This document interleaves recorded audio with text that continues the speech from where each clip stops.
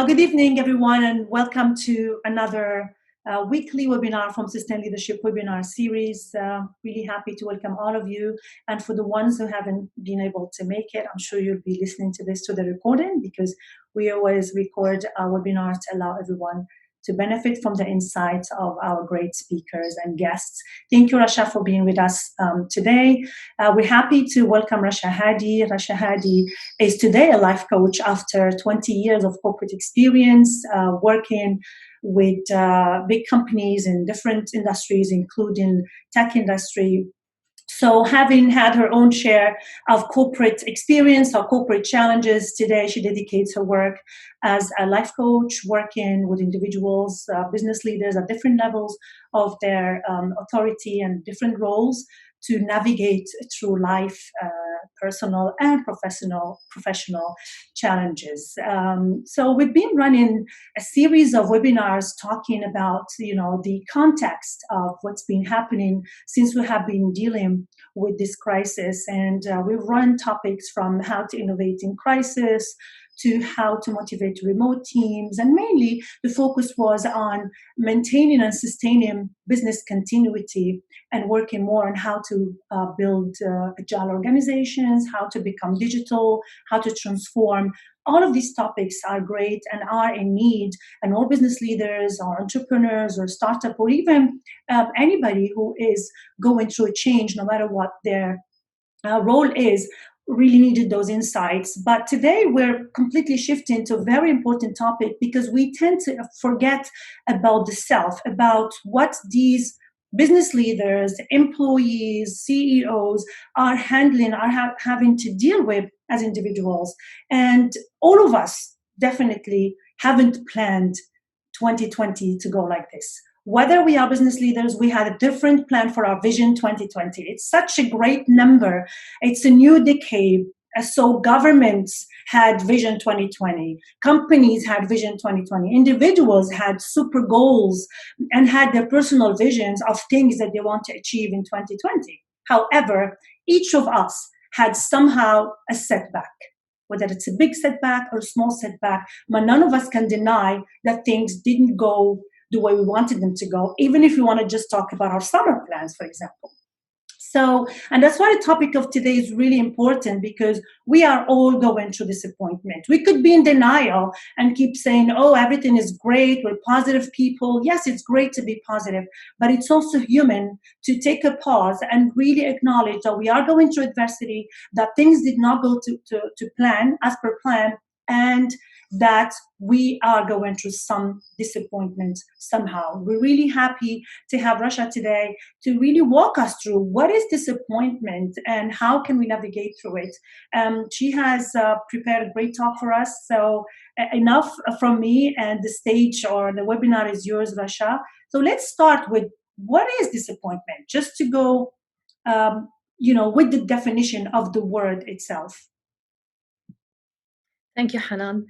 Well, to start with, I would like to give you a definition of what is disappointment. It's a state that human mind chooses to condition the person with. We all get disappointed when things do not work out the way we would like. We become discouraged when we have a plan that fails, a hope that does not materialize, or a goal that we do not reach. We get disappointed by almost everything, from a trip we could not make to the loss of a job. We are disappointed when our expectations do not match what we thought would be. When such things happen, and for a certain period of time, we experience a letdown, one that can lead to depression if not handled correctly. Yeah. So how does it look like? Like, if you really want to get a bit deeper about disappointment, Sure. how do you see it? It makes you look and feel sad, gloomy, low in spirit, and often it's a secondary emotion caused by anger turned inward at the self and feelings of shame and guilt in some cases. Yeah. So what do you do about it? I mean, what do we really know? I mean, we all experience it, but we don't really we can't somehow point finger and say, okay, this feeling, this emotion that I feel right now is disappointment. So how do you know, and what do you do about it? I'm gonna give you a motivational speech. No, Okay. I'm not gonna do that. My job as a life coach is not to make you feel good, but to show you how. So, what do we really do about it? Yeah. First, let me tell you what do we really know for sure is that disappointment is a state of mind that we condition ourselves with. And sometimes we get trapped with how we feel. Disappointments often leads us to discouragement, which is even more of a downer. We all have experienced the depressing feelings that comes after we have tried out our very best to do something and either nothing happens or it all falls apart. Regardless of how it may happen or who may be responsible, it's hard to go on when everything we have counted on falls around us. Yeah, it's true. I mean, and then when that happens, how do we go about it? What do we do? Well, first step, don't ignore your feelings. They are trying to tell you something. Ignoring your feelings is one of the worst things you can do to yourself. It's when you start putting up walls around them or thinking of them as something damaging or wrong. So, dealing with painful and difficult situations cause us human beings to hide our feelings sometimes. But be aware when you hide and suppress, your emotions, you get them trapped.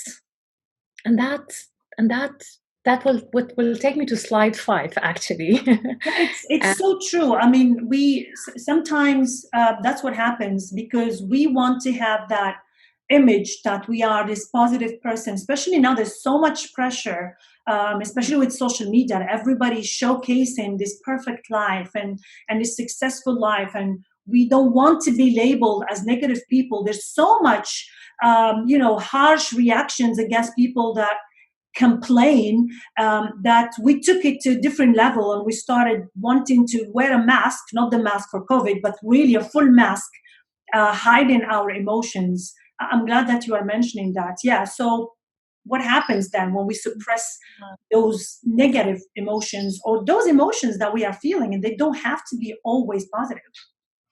course, I mean, thank you for highlighting the social part because what happened with the social platform is people are trying to project a different image Yeah. than the reality, which put pressure on you as people because you want to make sure that your image looks exactly like what you want people to think.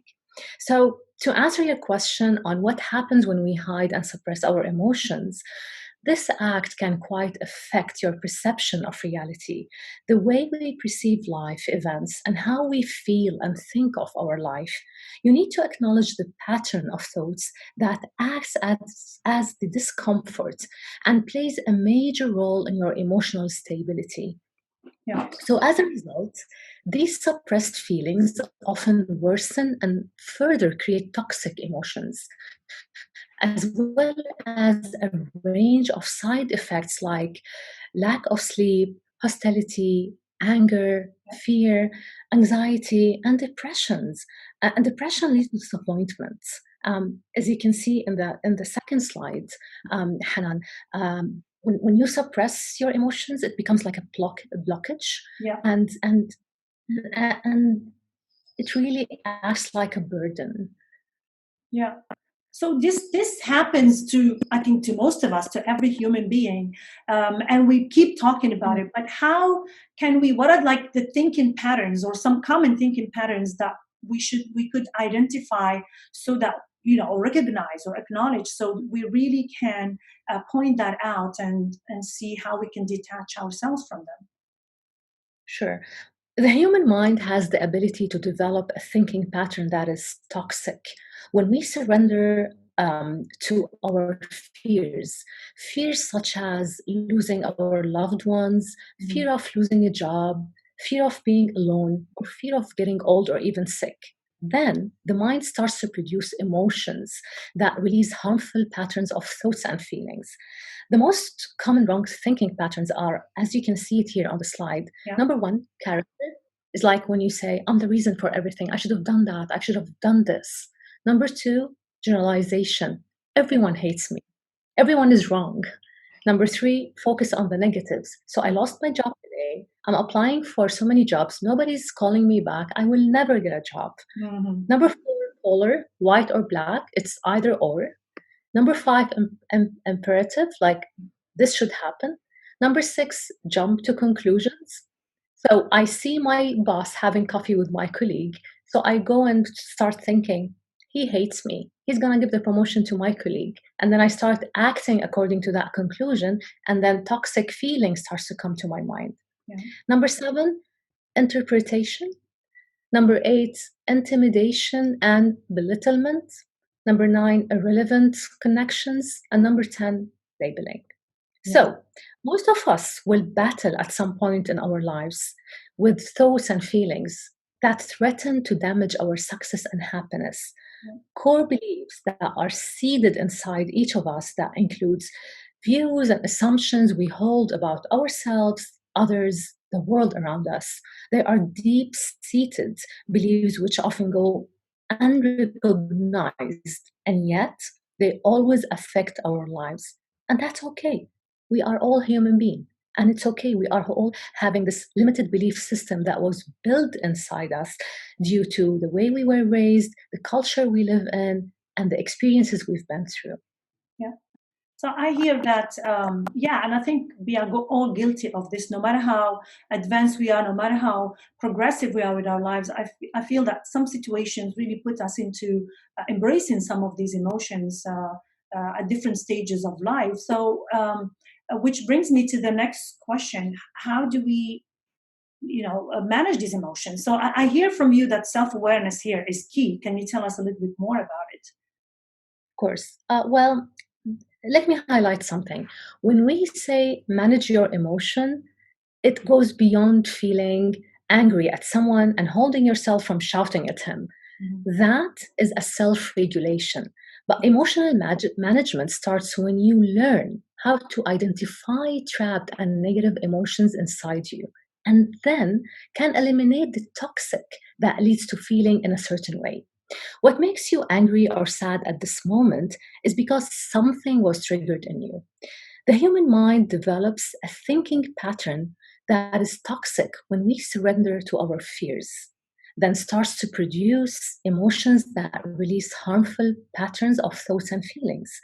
To name some uh, of the stress hormones, are adrenaline, cortisol, and some others.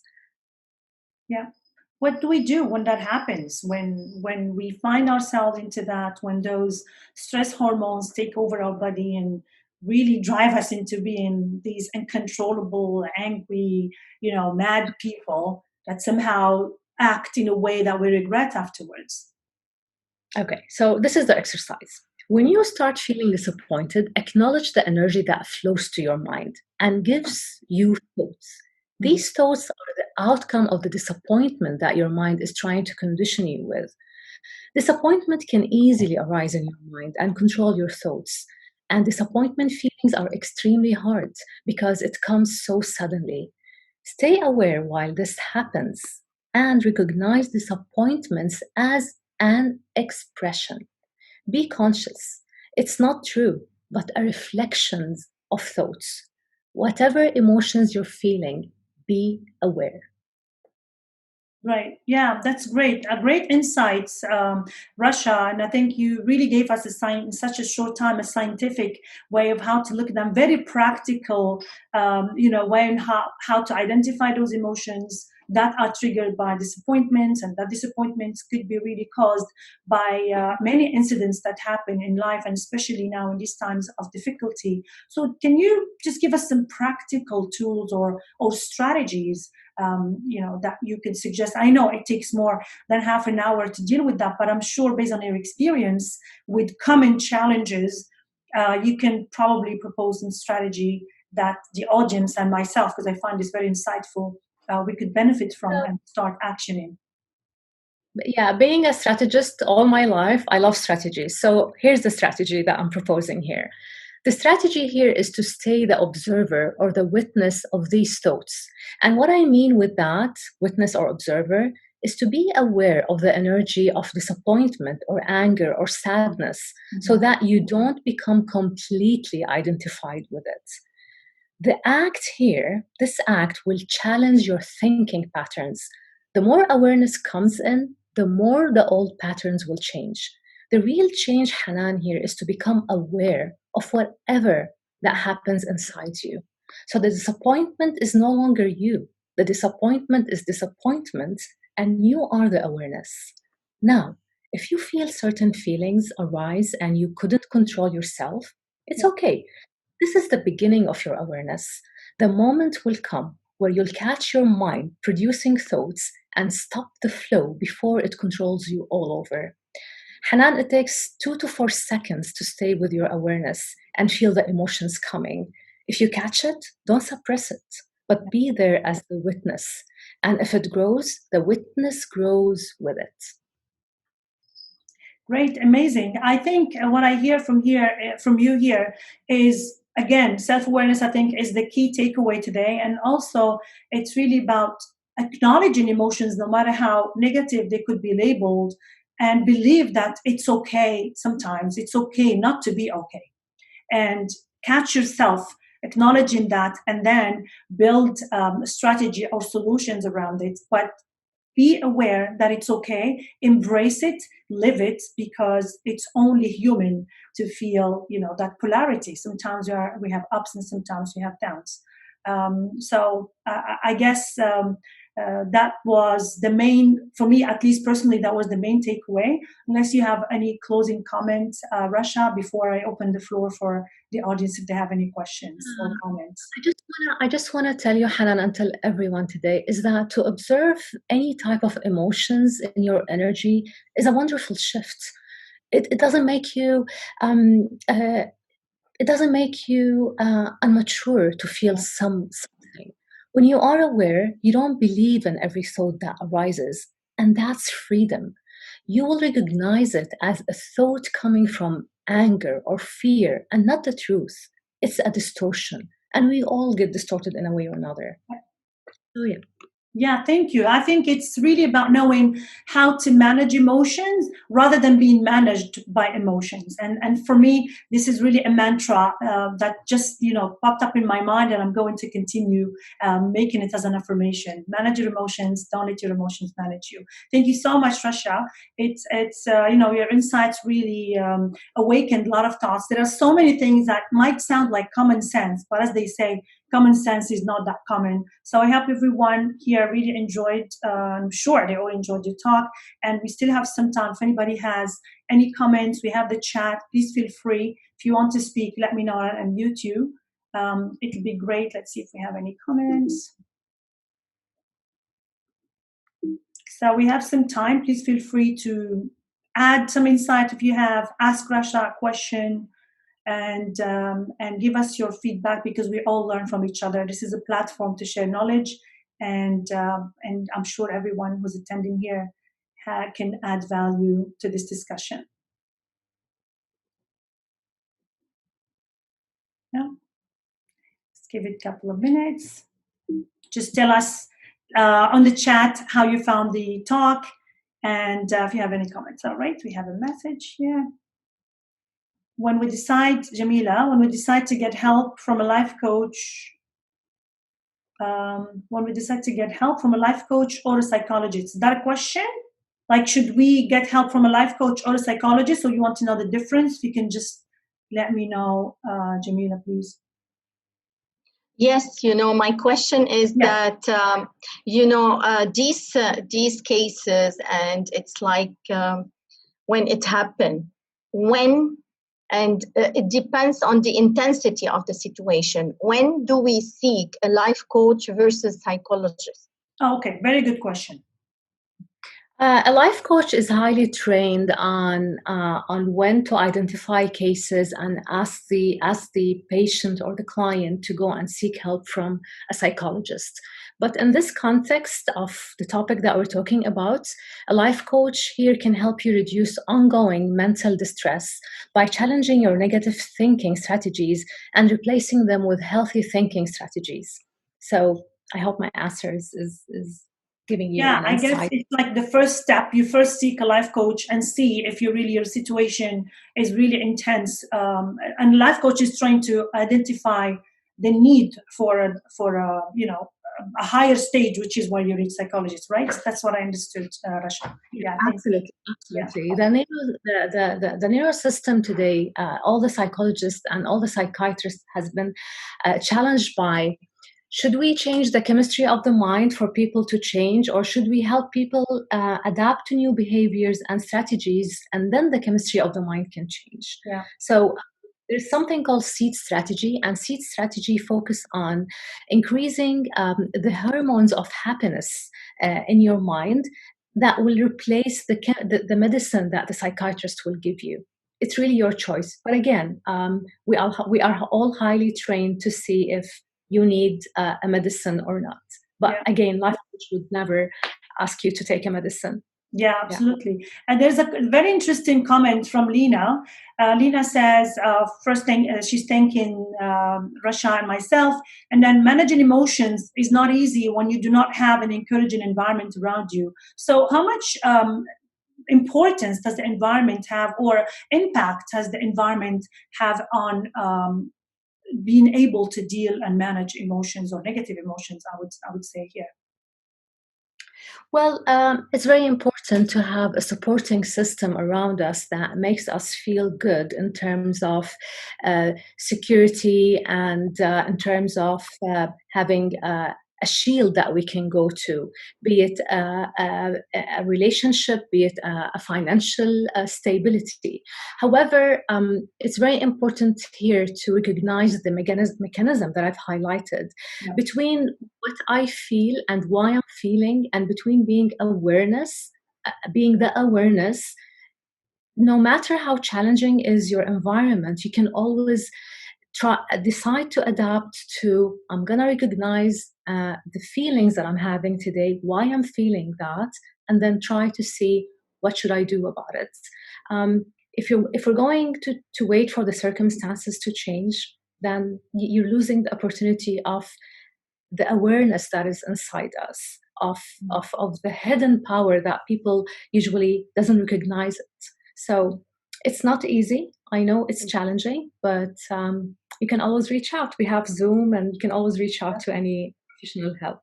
Yeah. Actually, I would add to that, if you allow me, that sometimes just detaching from that environment and saying, okay, what if everything was okay? How would I have dealt with this emotion? So really, kind of like putting once even if you just visualize that, okay, it's not really environment, because sometimes it's very easy to blame it and put everything in that circle of concern, as we call it, and that sometimes inhibits that ability to find your own solutions. So sometimes it just, I would say, even play with your mind and say, okay, put all of these. I know, I acknowledge that environment is not helping me, but if I put it aside, I put the environment aside, what would I have done if the circumstances were perfect? And probably with that, you can already start triggering your mind to think about solutions and how to manage those emotions.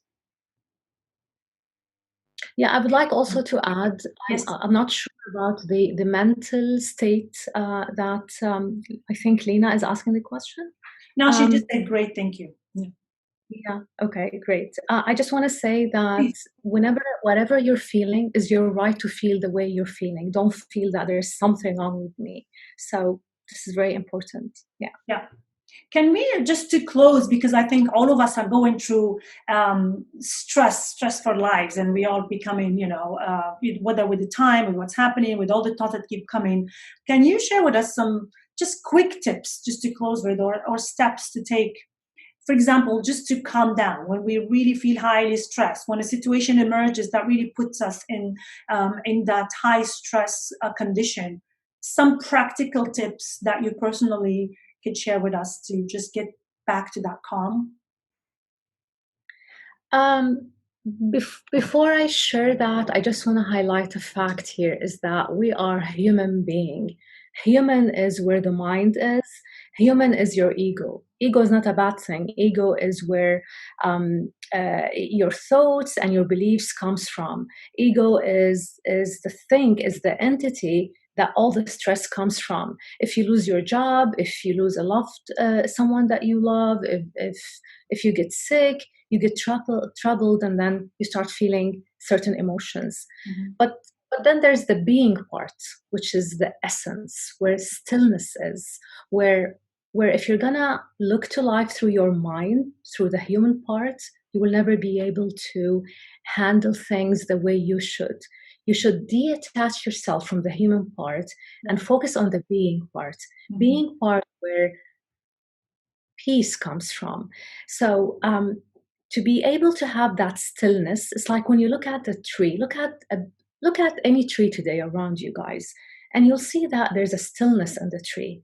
And for the tree to grow, it had to have certain stillness around her. And that's what I want you all to do. You need to give yourself at least 20 minutes every morning, whether you like to call it a quality time, whether you like to call it a time with yourself. Some people, like they like to meditate by listening to a music. What I like to do personally is I like to check my mind. What thoughts are coming to me in the morning? I mean, look at the 10 different thinking patterns that we all sometimes go into. What am I thinking? What am I feeling when I woke up in the morning? How about I take a breath, and just for 10, 15 minutes, recognize that every emotion I have is a production of a thought. Is my thought right or wrong? And then that's where the surrendering part comes, whether you surrender to universe, whether you surrender to God, whether you surrender to whatever you believe, and just let it go. The power of the presence is the entry point of the awareness. Because I'll just give you a small example. If we are so much worried about paying an electricity bill and the bill is coming in a week time, so I work so hard to have a plan to get enough money, but I work so hard and I don't have money. So what do? I'll go with it. That's it. If I'm going to worrying about me not having money for the bill that's going to come in a week time, all I'm doing to myself is I'm projecting my fears into future, and that will give me anxiety. So that's just an example. Yeah, thank you. And it's mindfulness, as Jamila shared in the chat. Exactly. It's really to practice that mindfulness. I know it's easier said than done, but I think it comes with practice. I'm someone who really used to have issues. I'm naturally a hyper person, but practicing mindfulness, really catching yourself when that thought is coming and just say, it's not the time. I started talking to myself like that. When a thought comes, I'm like, not the right time.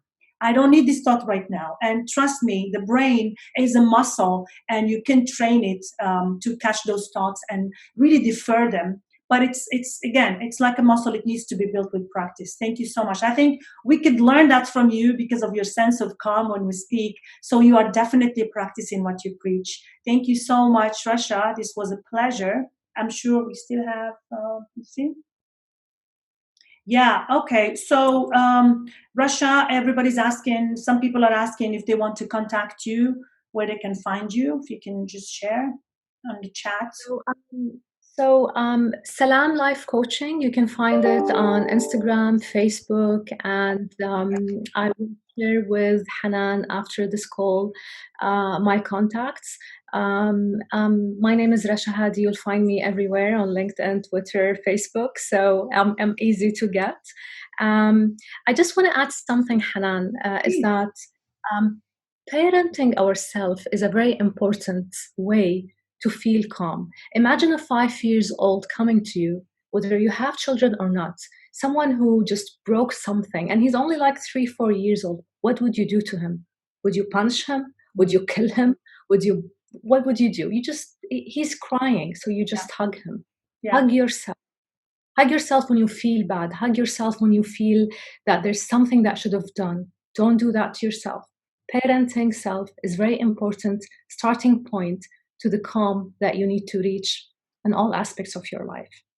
Very good point. I think I was going to close, but there's another question from Suhail. Sure. How important is it to understand the situation or emotions of others, and how can we master this skill, particularly at the workplace? If you can just answer that last question, please. Sure. Okay, I'll try to give you a short answer. Every human being has certain needs that he has to get. To name some, acceptance, respect, affection, security, recognition, encouragement. So once we are aware of the 10 psychological needs that every human need has to get, then we would start understanding what other people needs. So building an emotional intelligence system that make me appreciate and understand the person in front of me requires me to understand what are the things that this guy or this person is missing for him to act this way. I'll give you a very practical answer, because I'm not going to go psychology here, is that like there are 3 levels. So me and Hanan are talking, and then she said something that was offending to me. I have 3 levels of dealing here. First level would be, she said something wrong to me, so I'm gonna, I'm gonna say something back to her. Or I will go out of myself, go in Hanan's shoes and understand why did Hanan said what she said. Maybe because she was depressed, maybe because she doesn't feel good today. Or the third level is to go outside myself and and Hanan and see the whole big picture. What is the big picture saying? That will prevent you from reacting, but you will be responding. Between reaction and responding, there's a huge difference. And that's how the emotional intelligence get built with time. Yeah, absolutely. I think that's the most important intelligence, is the EQ today to have, is really to be emotionally intelligent more than being, having that cognitive intelligence. Thank you so much, Rasha. Thank you everyone for attending. For those who have missed it, or even the ones who have attended, we will be sending you a video of the recording, and please feel free to reach out to me or to Rasha, and we'll see you next week with another webinar with another guest. And have a good evening, everyone. Thanks, Rasha. Thanks, everyone. Bye.